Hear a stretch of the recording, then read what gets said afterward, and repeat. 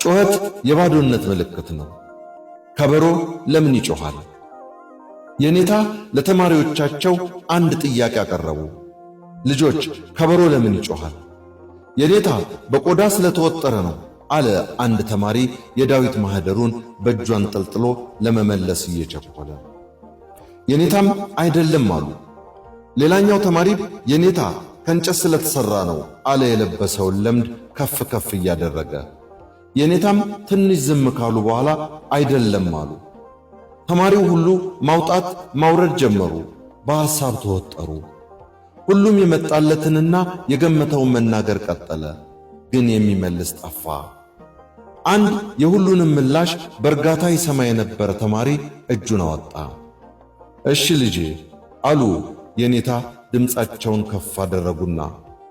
የኔታ እድሉን ስለሰጡኝ አመሰግናለሁ ብሎ እጅ ከነሳ በኋላ የኔታ ከበሮ የሚጮኸው ባዶ ስለሆነ ነው አለ።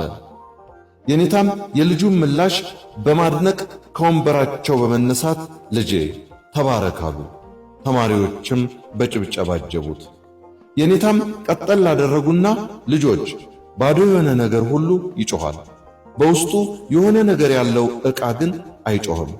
የተማረም ሰው እንዲሁ ነው። ዕውቀት ያለው አይጮህም፣ ጥበብ ያለው አይጮህም። ምንጊዜም ባዶ የሆነ ሰው ሲጮህ፣ ጥበብ የሌለው ሲፎክር፣ ዕውቀት የሌለው ሲያቀራራ ይታያል። እና ልጆቼ እናንተ ባዶ እንዳትሆኑ ዕውቀትን ጨምሩ፣ በዕውቀት ላይ ጥበብን፣ በጥበብ ላይ እግዚአብሔርን መፍራት ጨምሩ። ምድራችንን በማስተማርና በመስበክ የሞሉ ግን ባዶ የሆኑ፣ ምድሪቱን በዝማሬ የሞሉ በሃይማኖትና በምግባር ግን ባዶ የሆኑ፣ ጌታ ሆይ ጌታ ሆይ የሚሉ ግን ጌታ የማያውቃቸው፣ እንደ ሰው ተፈጥረው እንደ እንስሳ በደመ ነፍስ የሚኖሩ ሰዎች በዝተዋልና ብለው ቁጭ አሉ። ተማሪዎችም የኔታን አመስግነው ትምህርት ቀጠሉ። በለጠ እሸቴ ዘሀገረ ኢትዮጵያ